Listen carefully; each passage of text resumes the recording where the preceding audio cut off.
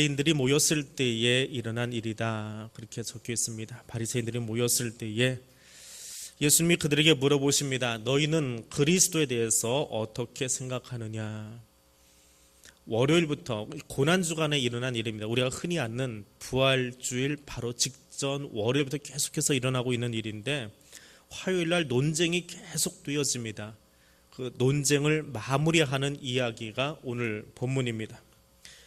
논쟁에서 이 바리새인과 사두개인들은 그들의 권위에 대해서 혹은 세금에 대해서 부활의 문제에 대해서 논쟁거리를 들고 와서 좀 싸움을 하자고 덤벼들고 있습니다.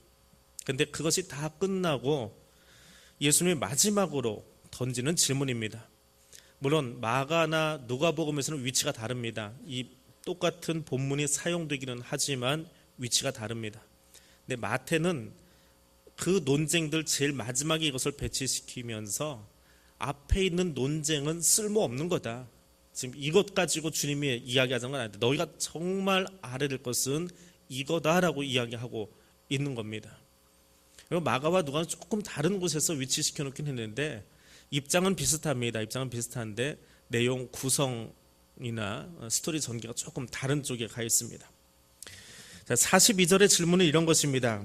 자, 너희들이 나와 지금 논쟁하면서 끝까지 믿지 않는다고 한다면 좋다. 그래. 너희는 그럼 그리스도에 대해서 대체 얼마나 잘 알고 있는 거냐? 하고 주님이 반박하시는, 되묻는 장면입니다. 대체 당신은 누굽니까? 가이사에게 바칩니까? 하나님에게 바칩니까? 부활이 뭡니까? 그리고 당신이 얼마나 성경에 대해서 잘 알고 있습니까? 딴지 걸고 있는 거지요. 근데 그걸 주님이 다 말씀으로 이겨내신 뒤에 하시는 이야기입니다. 그게 중요한 게 아니라 왜 너희가 지금 그걸 묻고 있느냐? 너희의 그리스도에 관한 생각이 잘못된 것 아니냐? 똑바로 알고 있기나 한 거냐? 하고 바리새인들에게, 마가나 누가나 서기관이라고 하는 구체적인 직함을 넣어놨는데 서기관이나 바리새인은 같은 부류입니다. 소위 신학자들에게 반문을 하는 겁니다. 너희들이 가지고 있는 기독론, 그리스도론, 그리스도가 대체 누구냐? 알고 있느냐? 바리새인들의 자격을 심사하는 거지요. 22장까지 나오는 논쟁의 요지가 무엇입니까? 무엇을 하느냐, 마느냐, 부활이 있느냐, 없느냐라고 하는 것이 아니라 그 논쟁의 요지는 바리새인이든 사두개인이든 예수가 진짜 성경에 대해서 잘 알고 있는가? 예수의 말씀을 따라서 사람들이 웅성웅성하고 몰려다니고 이제 고난주간 마지막 주간이잖아요. 부활주일 직전에 거기에 사람들이 가장 많이 몰려 있습니다. 소위 인기몰이하고 있는 거지요. 그러니까 바리새인들이 너 진짜 그리스도 맞냐라고 덤비고 있는데 거기에 대해서 정면으로 되묻는 겁니다. 너희는 그럼 그리스도에 대해서 얼마나 알고 있기에 나한테 그 질문을 하고 있는 거냐? 그거 한번 따져 물어보자. 구약에 대해서 정통하다고 하는데 너희의 신학, 너희 유대의 신학, 유대인들이 가지고 있는 그리스도에 관한, 메시아에 관한 생각이 똑바로 되어 있는지 한번 알아보자. 그리고 그것이 똑바로 되어 있지 않다면 너희는 아무 존재 의미도 없는 거다. 신학자, 바리새인, 아무짝에도 쓸모없다는 거예요. 이스라엘의 정체성, 비단 저 중동 쪽에는 저 이스라엘만 이야기하는 것이 아니라 오늘 영적 이스라엘인 우리에게도 똑같습니다. 오늘 나에게도 똑같이 던져지는 질문입니다. 영적인 이스라엘 백성이건 저기 살고 있는 이스라엘 사람들이건 육체적인 이스라엘 사람들이건 똑같은 겁니다. 그리스도에 대해서 바로 알지 못하면 존재 의미가 없는 거예요. 예수 그리스도가 누구신지 바르게 고백할 수 없다면 그것은 그리스도인이 아닙니다. 그리스도인이라고 말할 수 없습니다. 예수 믿노라 하면서도, 교회 다닌다 하면서도 예수 그리스도를 통해서 천국에 갈 수 있습니다. 오직 예수 외에는 구원의 방법이 없습니다. 이것 사실 하나 외에 다른 거는 그렇게 중요하지 않아요. 그 예수에 관한, 예수 구원에 관한, 예수 하나의 구주십니다라고 하는 이 구원론이 흔들려 버리고 나면 존재 가치가 없는 거예요. 존재 의미가 없는 거예요. 그것을 지금 되묻고 있는 겁니다. 너희가 메시아에 대해서 얼마나 잘 알고 있느냐. 그리고 이 질문은 비단 바리새인에게만 하는 이야기가 아닙니다. 논쟁을 계속 끌어오면서 사람들이 점점 모여들고 있어요. 야, 바리새인 이겼다. 야, 제사장 이겼다. 야, 서기관 이겼다. 저 사람 대체 누구야? 그래서 사람들이 웅성웅성 점점 더 모여들었어요. 마지막입니다. 이 이야기하고 주님이 잠시 물러갔다 그 다음날 이야기를 진행하세요. 최고로 사람들이 많이 모였을 때에 바리새인을 공격하기 위한 질문이 아니라 이 이야기 보면서 야, 바리새인 공격당했구나, 입 못 열고 갔구나, 그렇게 보시면 안 돼요. 그냥 바리새인하고 싸움박질 하자는 거 아닙니다. 옆에서 같이 듣고 있는 이스라엘 사람들, 지지난주에도 설명드렸죠. 논쟁은 바리새인하고 하고 있지만 실상은 뒤에 있는 무리들에게 들으라고 하는 이야기예요. 그래서 오늘 이 본문을 읽으면서 바리새인들을 박살났다, 만약에 그렇게 읽는다고 한다면 잘못 읽는 거예요. 바리새인은 별거 아니구나, 바리새인처럼 살면 안 되는구나, 그거 아니에요. 내가 그 사람인 걸 알아야 돼요. 내가 그리스도론이 잘못되어서 예수에 대해서 잘못 알아서 바리새인처럼 행동하고 있다면 나도 지금 이 입장에 서서, 이 자리에 서서 지금 야단 맞고 있는 거예요. 그 이야기를 하고 계시는 겁니다. 질문입니다. 너희는 그리스도에 대해서 어떻게 생각하느냐? 부활이나 세금 문제가 아니다. 너희는 부활에 대해서 어떻게 생각하느냐, 세금에 대해서 어떻게 생각하느냐, 바리새인들이 물어보았는데 그것이 중요한 것이 아니라 너희는 그리스도에 대해서 어떻게 생각하느냐.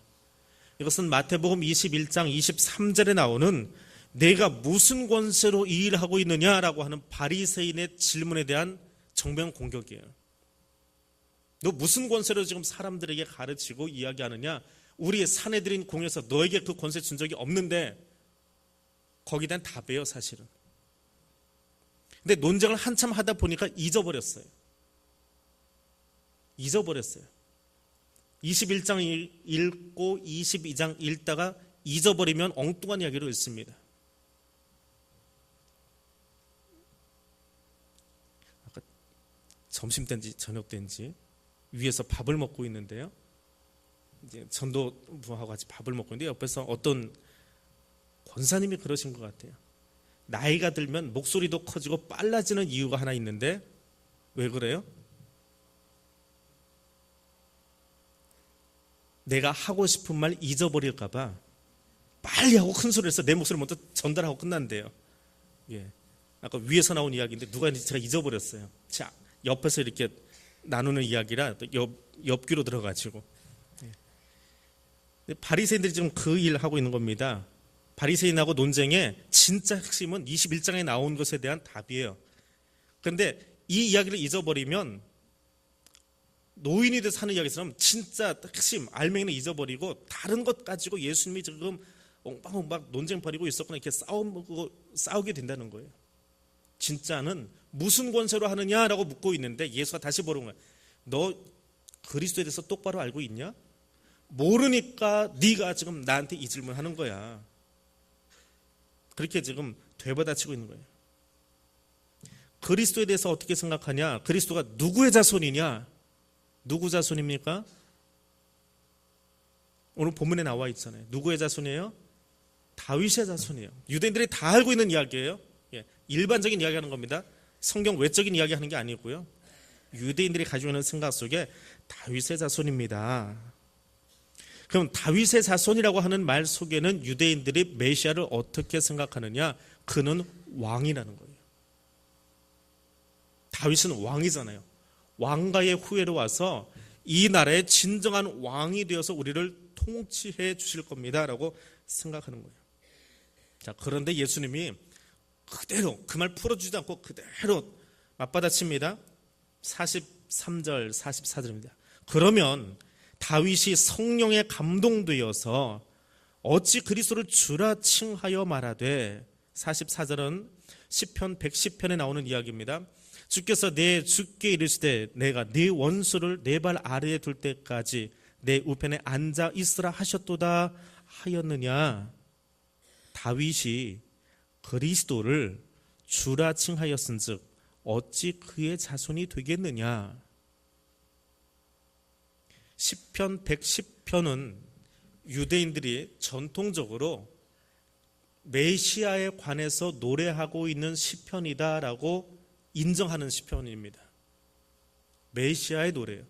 근데 그 메시아 노래 중간에 보면 청년들이 새벽에 이슬과 같이 뛰어나온다 하는 그 문구도 하나 있는데, 구절도 있는데, 왜 그런지 요즘 청년들은 그것만 빼가지고 청년부 헌신에 뱉었어요.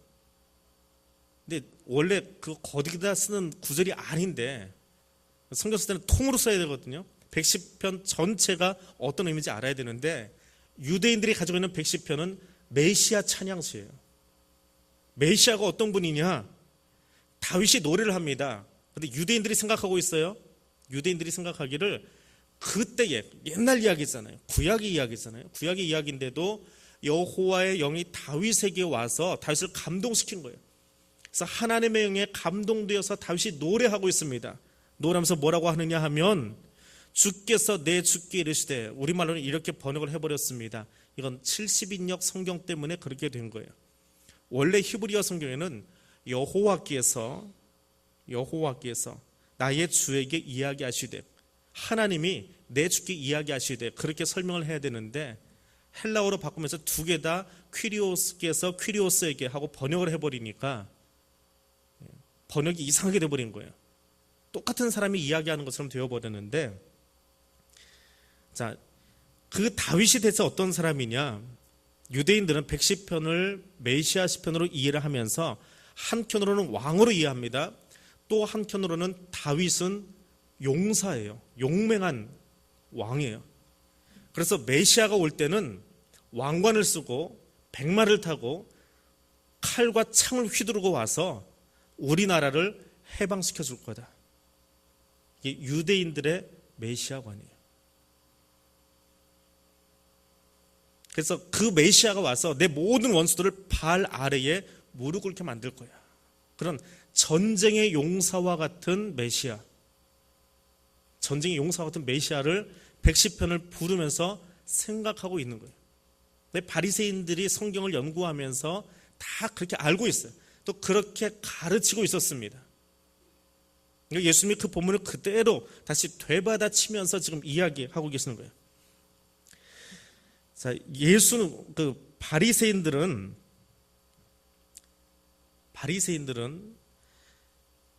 하나님이 이 땅에 오시면, 메시아가 오시면 다른 사람들은 자기 마음대로 살고 있었는데, 우리는 바리사이파, 다른 사람과 구별돼서 살아가는 우리는 그래도 메시아가 왔을 때, 야, 쟤들은 엉망으로 살고 있는데 너희들은 그래도 구별하려고 조심하고 있었구나. 내가 너희들은 기억한다.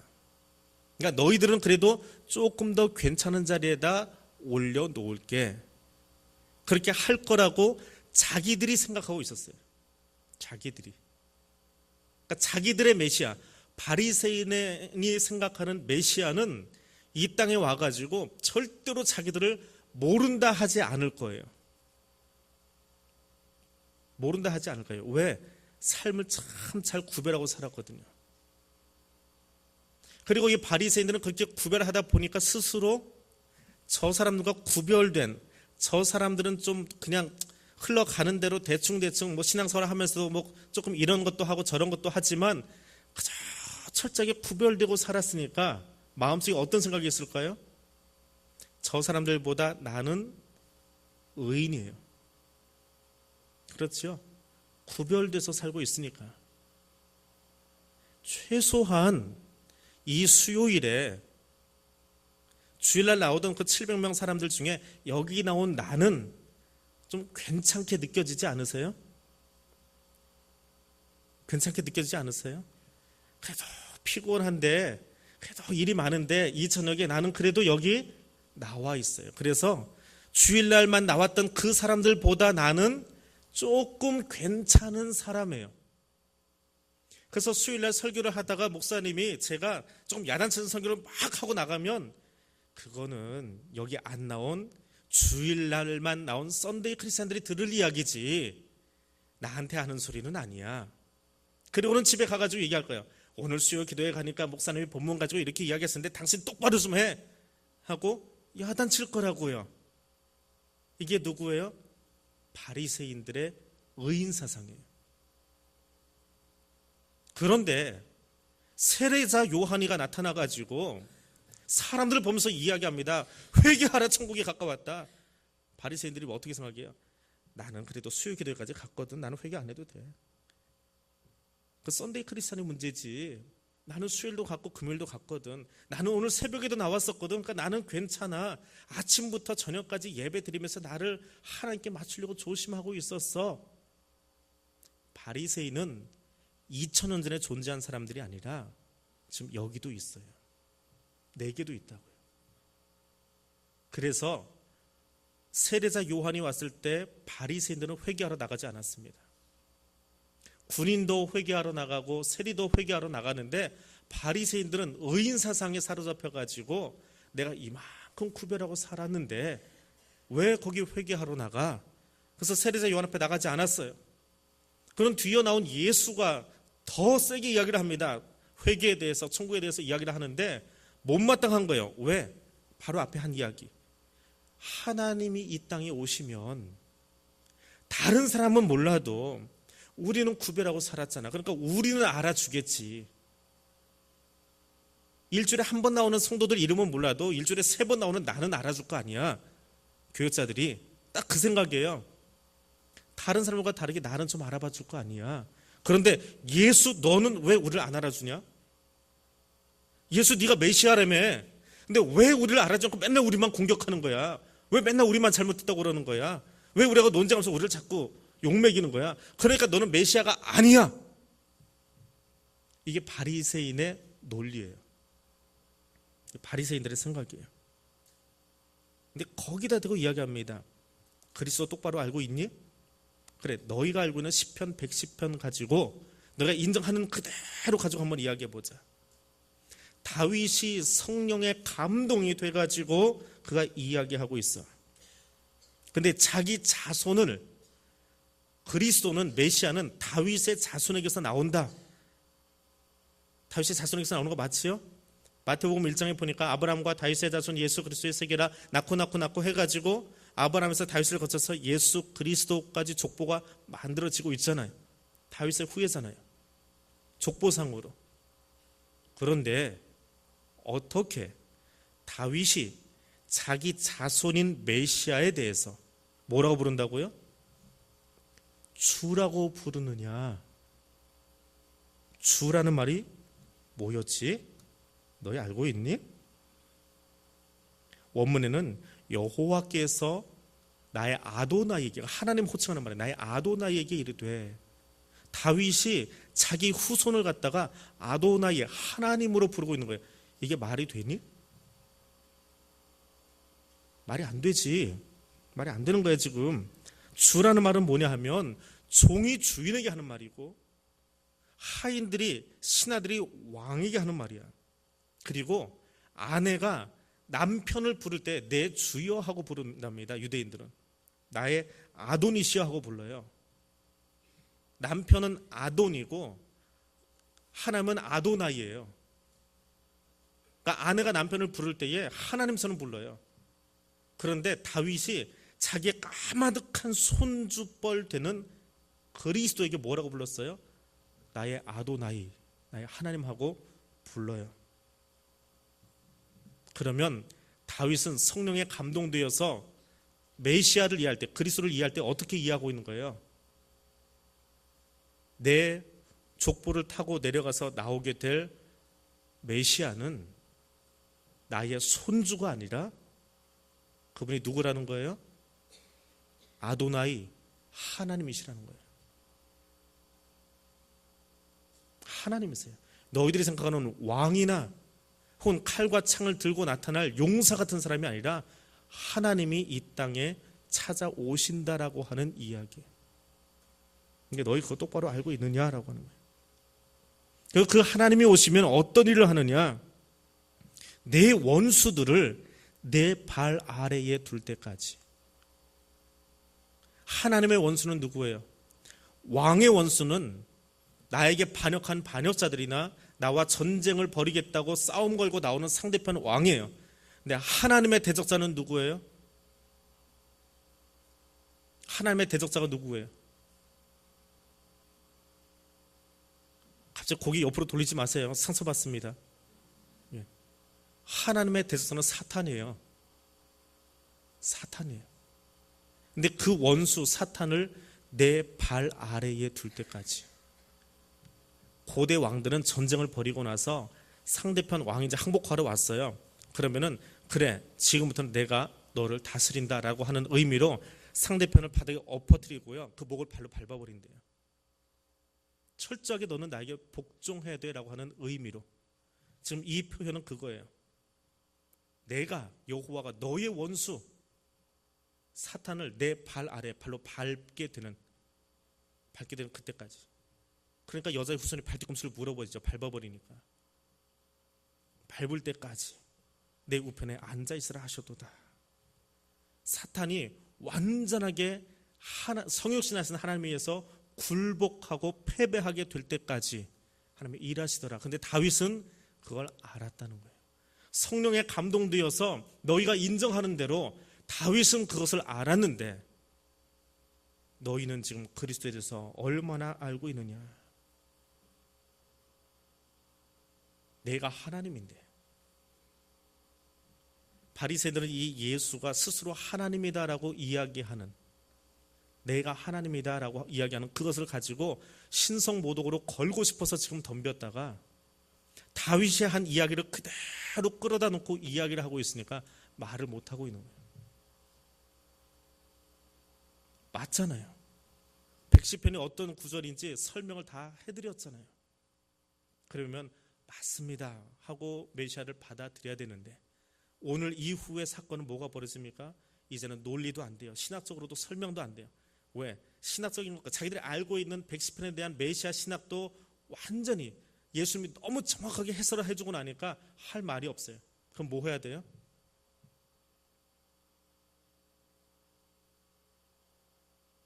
고난의 주간 수요일부터 일어나는 일은 무엇입니까?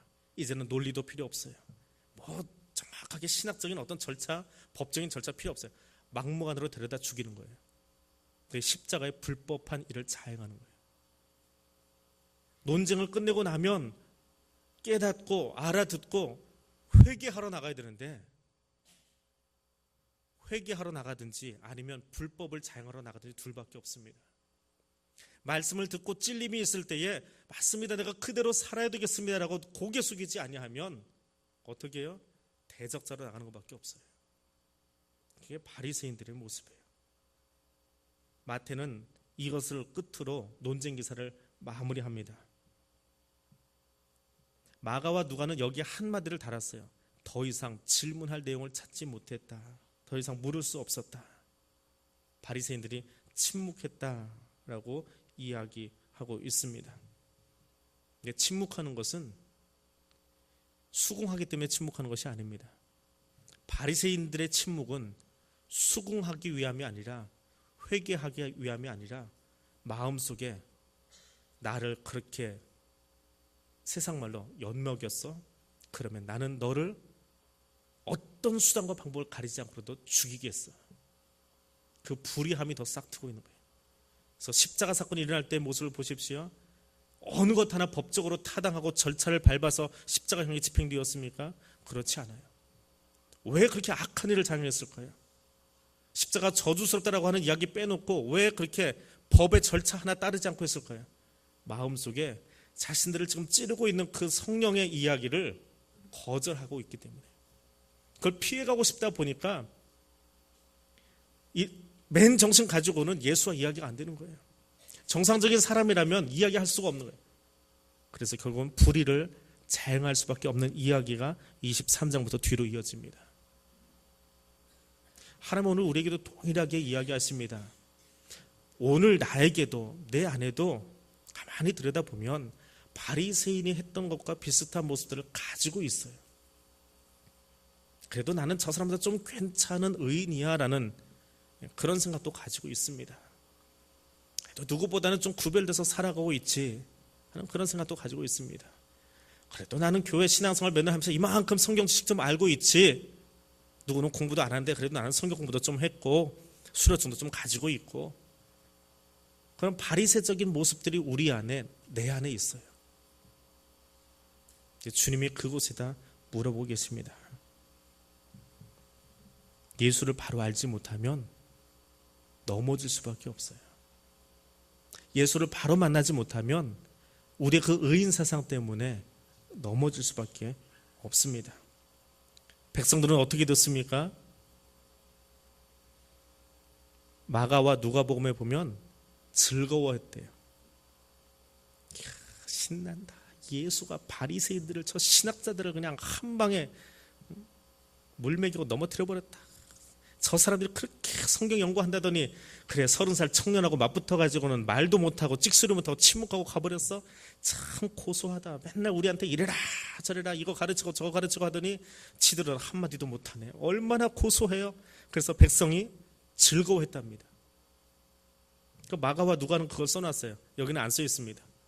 마태는 그것까지는 안 써놨어요. 차마 안 썼나 봐요. 그런데 거기서 끝나지 않습니다. 그렇게 즐겁게 아이고 고소해 진짜 고소해 하던 이 사람들이 사도행전 2장에 가서 오순절 성령 강림을 경험한 성령 임재를 경험한 베드로가 이 대목을 다시 이야기합니다. 이걸 더 깊게 설교로 만들어내요. 사도행전 2장 34절부터 나오는 설교문을 보면 그 이야기가 나와요. 우리가 같이 한번 보겠습니다. 사도행전 2장입니다.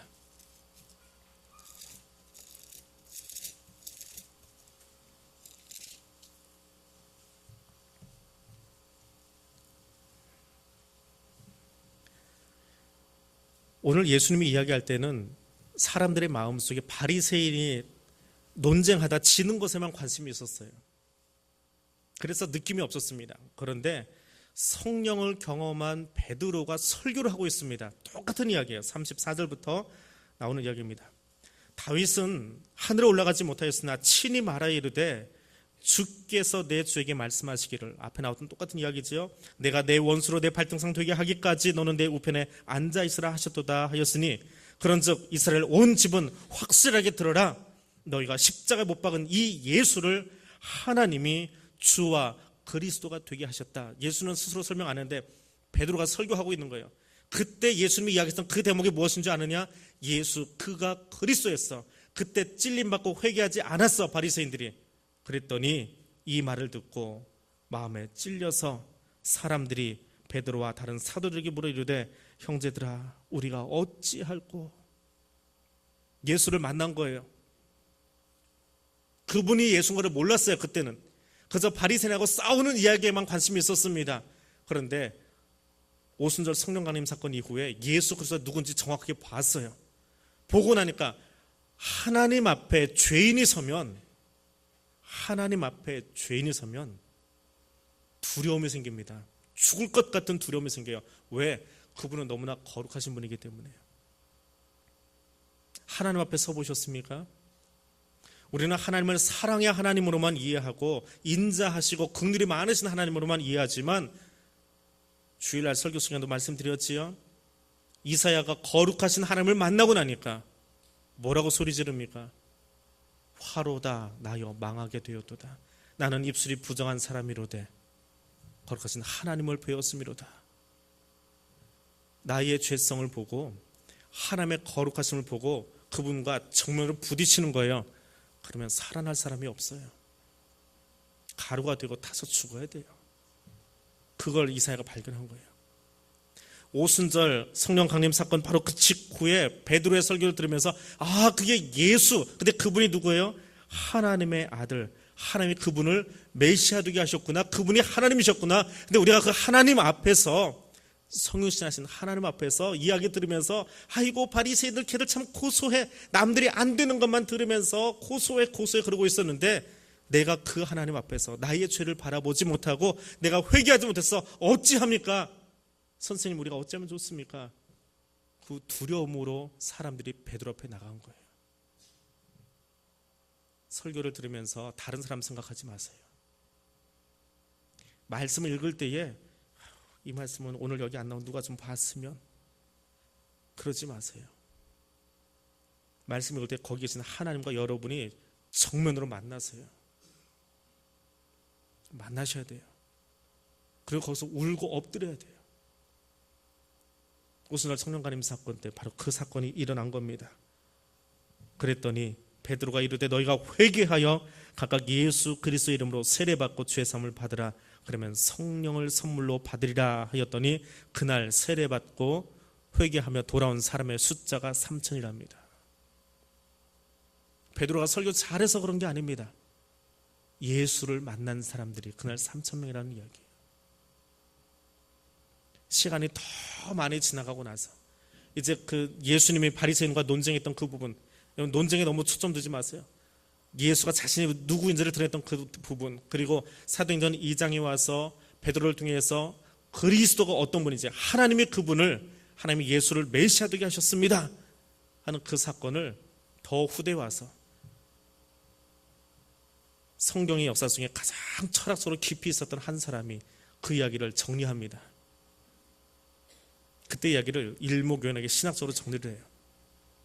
예수는 직접 자기 몸으로 보여줬고 베드로는 자기를 표현했다고, 그것을 설교했다고 한다면 바울은 그게 이런 겁니다 하고 신학적인 서적을 하나 써내려갑니다. 그게 로마서 1장입니다. 로마서로 넘어가겠습니다.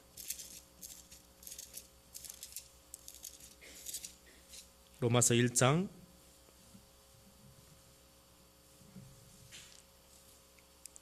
3절과 4절입니다. 2절부터 제가 읽어드리겠습니다. 로마서 1장 2절부터 읽습니다. 이 복음은 하나님이 선지자들을 통하여 그의 아들에 관하여, 예수에 관하여 성경에 미리 약속하신 것이라. 그 아들에 관하여 말하면 육신으로는 다윗의 혈통에서 나셨고 성결의 영으로는 죽은 자 가운데서 부활하사 능력으로 하나님의 아들로 선포되셨으니 그분이 곧 우리 주 예수 그리스도시니라. 다윗의 혈통으로서 났다라고 하는 110편의 이야기를 풀어주시고, 그리고 그분이 메시아다, 우리의 죄를 위해서 죽으신 그분이다라고 설명해주고 있습니다. 그래서 마태복음부터 계속해서 내려오던 이야기를 마무리해주는 책이 로마서예요. 예수님은 그것을 이야기하고 싶었던 거예요. 내가 머리가 좋아서 내가 하나님과 다 꿰뚫고 있어서 너희를 말 못하게 만든 거야. 그것이 아니고요. 내가 진짜 메시아야. 너희가 기다리는 메시아야. 다른 데는 구원이 없어. 다른 길로는 구원이 없어. 근데 지금 대한민국에는 그 이야기도 설교 못하게 하려고 하는 방법들이 자꾸 생겨나고 있습니다. 그런 걸 법제화하려고 하는 모임들도 자꾸 생겨나고 있어요. 계속 막고는 있지만 언제 어떤 모습으로 바뀌어질지 몰라요. 사탄은 예수 외에도 다른 방법으로 구원받을 길이 있다라고 자꾸 문을 열어놓으려고 그래요. 로만 캐톨릭은 이미 허용했잖아요. 강론하는 시간에 그 앞에 법사가 나와서 이야기하잖아요. 제목은 뭐예요? 종교 간의 대화. 종교 간의 대화라고 하면서 말씀이 선포될 자리에 중들도 세우고요, 성균관 유생도 세우고요. 좋은 이야기니까 그 듣고 우리의 마음을 정갈하게 하면 되니까. 구원이 선포될 자리에 구원의 이야기가 아니라 세상의 이야기로 그것을 덧칠해 놓고도 아무렇지도 않게 가로막아 버리고 있는 모습들이 사탄 아주 그럴듯하게 우리 앞에 좀 보여주고 진행하게 하고 있습니다. 깨어 정신 차리지 않으면 사탄은 우는 사자와 같이 뛰어다니면서 우리를 넘어뜨릴 거예요. 예수 그리스도만이 나의 구원자이십니다라고 하는 그 고백이 내 삶 속에서, 내 신앙 속에서 쓰러지지 아니하도록, 지워지지 아니하도록 기도할 수 있기를 원합니다. 예수 그리스도를 바로 알지 못하면 대적자밖에 되지 못합니다. 적대자만 되어집니다. 예수 그리스도를 바르게 내 가슴에 담고 예수 그리스도 안에 구주 되심을 믿고 나아갈 수 있는 저 여러분 될 수 있기를 원합니다. 우리 이것 가지고 같이 기도하겠습니다. 예수 그리스도에 관한 구원의 복음을 내 안에 바르게 심고 나아가기를 원합니다. 지식만 가득 차 있으면, 머리만 가득 차 있으면 판단하기 좋아하고 평가하기 좋아하고 싸움 걸기 좋아하고 바리새인처럼 살아갈 수밖에 없습니다. 그것을 이미 성경은 우리에게 보여주었습니다. 성경은 논쟁하기 위한 책이 아닙니다. 예수 그리스도가 누구인지 가르쳐 주기 위한 책입니다. 그 예수 그리스도를 알고 그것을 전하는 내가 되어지고, 또 그것을 놓고 우리 태신자들을 위해서, 또 전도 대상자들을 위해서 이제 우리 하나님께서 함께 기도하기를 원합니다. 기도하겠습니다.